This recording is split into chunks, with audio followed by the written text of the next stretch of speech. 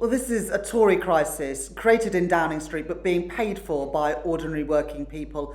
And so much damage has already been done, with families paying higher mortgage rates and worrying about their pensions. It's not just time for another Conservative Chancellor, it's time for a Labour government, because only Labour have the plans to grow our economy and provide the economic stability that our country desperately needs, with a recognition that wealth does not just come from the top down, but is created by ordinary working people right across our country. What would you do differently? What would you do to put this right? Well, first of all, we need to respect economic institutions. The undermining of the Bank of England, the sacking of the Permanent Secretary of the Treasury, the gagging of the Office of Budget Responsibility have all added to the volatility in financial markets, along with the scale of the unfunded tax cuts.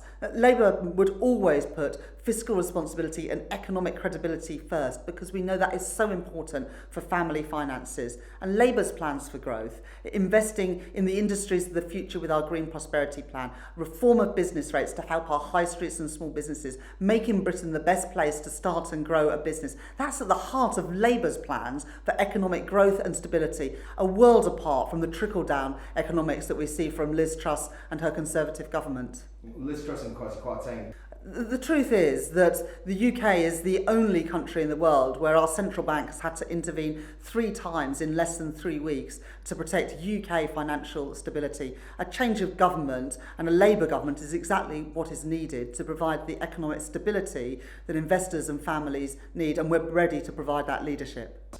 We're now on the 4th Conservative Chancellor this year. In fact, we're on the 4th Conservative Chancellor since July this year. The truth is, another change in who is running the Treasury, another Tory Chancellor, isn't the answer to the challenges that we face as a country. The Tories are out of ideas, they're out of time. It's time for a Labour government.